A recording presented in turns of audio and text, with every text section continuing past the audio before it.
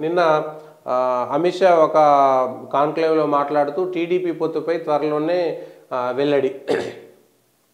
ఎన్డీఏలోకి కొత్త మిత్రులు అకాలీదళ్ లోక్దళ్తోనూ చర్చలు, మిత్రపక్షాలను గౌరవించాము, కేంద్రంలో ప్రతిపక్షానికి మళ్ళీ అదే స్థానము, ఆకాంక్షలు నెరవేర్చాము, తరాలు నిరీక్షించిన పనులు చేశాము, ఈ సామర్థ్యం ధైర్యం అందరికీ రాదు. 17వ లోక్సభ చివరి భేటీలో అమిత్ షా క్లియర్గా చెప్పాడు. టీడీపీ పొత్తుపై త్వరలో వెల్లడి. ఎన్డీఏలోకి కొత్త మిత్రులు అకాలీదళ్ లోక్దళ్తోనూ చర్చలు.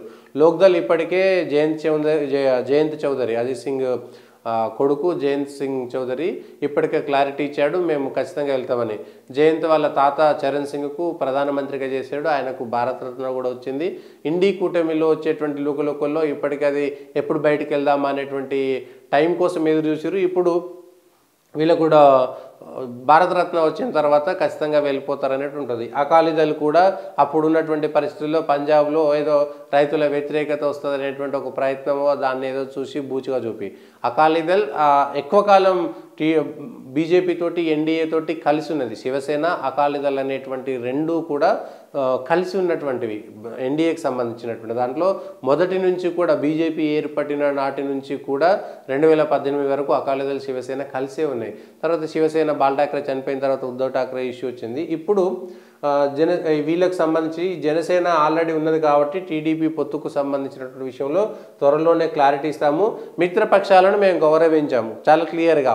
పోయేటప్పుడు అకాలీదళ్ళో లేకపోతే టీడీపీయో చంద్రబాబు అయితే అసలు నరేంద్ర మోడీ మీద ఎన్డీఏ మీద అసలు నిప్పులు చెరగడం అంటారు చూసారు, అట్లా నిప్పులు చెరిగి వెళ్ళిపోయాడు. సో చంద్రబాబు నాయుడుకు సంబంధించినటువంటి పార్టీకి సంబంధించి త్వరలోనే మేము దానిపైన నిర్ణయం తీసుకుంటామనేటువంటి ఒక మాట చెప్పారు. పంజాబ్కు సంబంధించి అకాలీదళ్ కూడా వస్తుందనేటువంటిది చెప్పారు.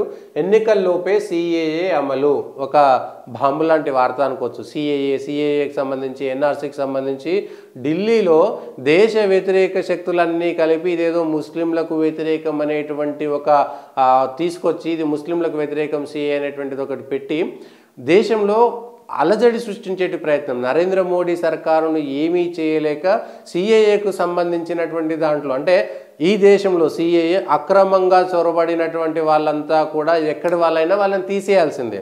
ఎందుకంటే ఆయా దేశాల్లో వాళ్ళకి అన్ని స్వేచ్ఛ ఉన్న తర్వాత హక్కులు ఉన్న తర్వాత పాకిస్తాన్లో ఉన్నటువంటి హిందువులు, ఆఫ్ఘనిస్తాన్లో ఉన్నటువంటి హిందువులు సిక్కులు, బంగ్లాదేశ్లో ఉన్నటువంటి హిందువులు సిక్కులు సంబంధించినటువంటి దాంట్లో ఎంత దారుణంగా వివక్షకు గురవుతున్నారో తెలిసినటువంటి విషయమే.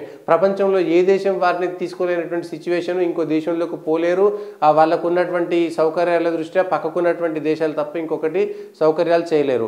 తాలిబాన్లు ఆఫ్ఘనిస్తాన్ రీసెంట్గా కబ్జా చేసిన తర్వాత చివరి సిక్కుకు సంబంధించినటువంటి గురుద్వారాలు కూడా కూల్చేసి అక్కడ నుంచి వాళ్ళు కబ్జా చేసి ఖాళీ చేయించినటువంటి పరిస్థితి.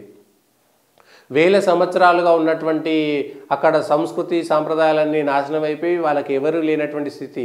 పాకిస్తాన్లో ఉన్నటువంటి 20% ఇప్పుడు 1%కో 2%కో హిందువులకు ఎందుకు పడిపోయారు? భారతదేశంలో ఉన్నటువంటి 2-3% ఉన్నటువంటి ముస్లింలు 20%కి ఎందుకు పెరిగిపోయారు? ఇవన్నీ చర్చించాల్సినటువంటి ప్రజలు ఆలోచించాలి.